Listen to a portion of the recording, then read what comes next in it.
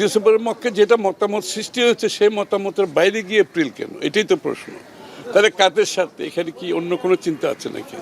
এবং যাদের জন্য যদি সেই স্বার্থ উদ্ধারের জন্য আগামী দিনে নির্বাচন প্রশ্নবিদ্ধ হয়, তখন আপনি কি করবেন? বাংলাদেশের সিংহভাগ রাজনৈতিক দলগুলো ডিসেম্বরের মধ্যে নির্বাচন চেয়েছে, কারণ এই সিদ্ধান্তটা কিন্তু অনেক ভেবে চিন্তে দেওয়া হয়েছে সকলে মিলে, যে কি এরপরে কিন্তু যখন রমজান মাস আসবে, রমজানের মধ্যে তো একটা পবিত্র মাস, সংযমের মাস, তখন তো আপনি নির্বাচনী কর্মকাণ্ড শুরু করার কোনো সুযোগ থাকে না। এরপরে পরীক্ষা, আবহাওয়া, কালবৈশাখী, বৃষ্টি, ঝড়, এগুলোর সম্ভাবনা। এই সময় নির্বাচনের দিনক্ষণ ঠিক করার পেছনে কী চিন্তা, সেটা নিয়ে এখন একটা প্রশ্ন উঠেছে। সবচেয়ে বড় প্রশ্ন হচ্ছে, যেখানে সিংহভাগ রাজনৈতিক দলগুলো ডিসেম্বরের মধ্যে নির্বাচন চেয়েছে, যেখানে আমাদের ঐক্যমতের বিষয়টা একবারে শেষ পর্যায়ে, আরও প্রায় 6 মাস আছে ডিসেম্বর, এখন শেষ পর্যায়ে, যেখানে বিচারকাণ্ড শুরু হয়ে গেছে, চলছে।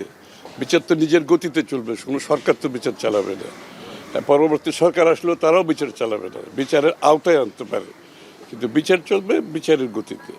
তো সুতরাং এর সব কিছু সিদ্ধান্ত যখন পরিষ্কার এসব ব্যাপারে, তখন হঠাৎ করে এপ্রিলে নির্বাচন নিয়ে যাওয়া, যেখানে সিংহভাগ রাজনৈতিক দলগুলো ডিসেম্বরের মধ্যে চেয়েছে এবং তারও আগে করা সম্ভব, আসলে সেপ্টেম্বর, অক্টোবর, নভেম্বরে নির্বাচন করা সম্ভব, তারপরও কেন নিয়ে যাওয়া হচ্ছে, এটা নিয়ে তো এখন একটা বিভিন্ন সন্দেহের উদ্রেক ঘটছে। এর পেছনে কী চিন্তা, কারা এটা প্রভাবিত করছে, যারা এটা প্রভাবিত করে সেই জায়গায় নিয়ে গেছে, তাহলে আগামী দিনে তারা, এই সরকার তাদের প্রভাবমুক্ত থেকে নিরপেক্ষ নির্বাচন করতে পারবে, এই প্রশ্নটা এখন উঠে চলে আসছে। এবং একটা নিরপেক্ষ নির্বাচন আদৌ হবে কিনা, যেটার জন্য আমাদের প্রায় যাদের বয়স 35 হয়ে গেছে, তারা গত 3-4টি নির্বাচনে ভোট দিতে পারেনি।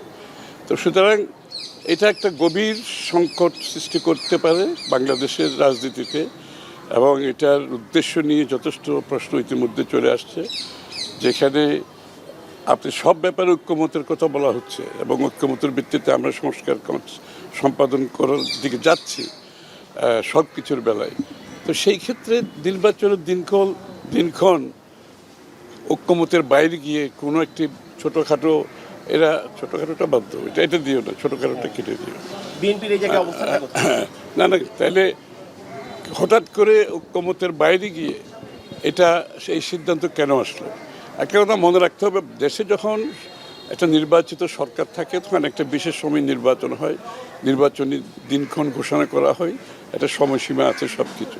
এখন যেহেতু কোনো নির্বাচিত সরকার নাই, সংসদ নাই, সুতরাং সেই ক্ষেত্রে আপনি এটা করতে হলে আবারও ঐক্যমতের পরিপ্রেক্ষিতে, সকলের মতামতের পরিপ্রেক্ষিতে করতে হবে। এবং মতামতটা যেখানে ডিসেম্বরের মধ্যে মানে করার জন্য একটা স্ট্রং সিংহভাগ রাজনৈতিক দলের মতামত আছে অলরেডি, তো মতামত তো সৃষ্টি হয়েছে ডিসেম্বরের পক্ষে। সুতরাং ডিসেম্বরের পক্ষে যেটা মতামত সৃষ্টি হয়েছে সেই মতামতের বাইরে গিয়ে এপ্রিল কেন, এটাই তো প্রশ্ন। তাহলে কাদের স্বার্থে, এখানে কি অন্য কোনো চিন্তা আছে নাকি? এবং যাদের জন্য যদি সেই স্বার্থ উদ্ধারের জন্য আগামী দিনে নির্বাচন প্রশ্নবিদ্ধ হয়, তখন আপনি কি করবেন? এখন সেটা তো সেই প্রশ্ন উঠেই গেছে, যে এইভাবে এই সরকারের অধীনে প্রভাবিত না হয়ে একটা নির্বাচন হবে, এটাও তো প্রশ্ন হয়ে যাচ্ছে। কারণ কাদের জন্য এই সমস্ত নির্বাচন পিছিয়ে দেওয়া হচ্ছে, কাদের জন্য এই সুবিধা সৃষ্টি করা হচ্ছে, এটার লাভবান কারা হচ্ছে?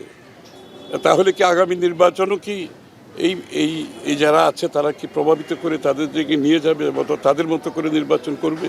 প্রশ্নগুলো উঠে আসছে।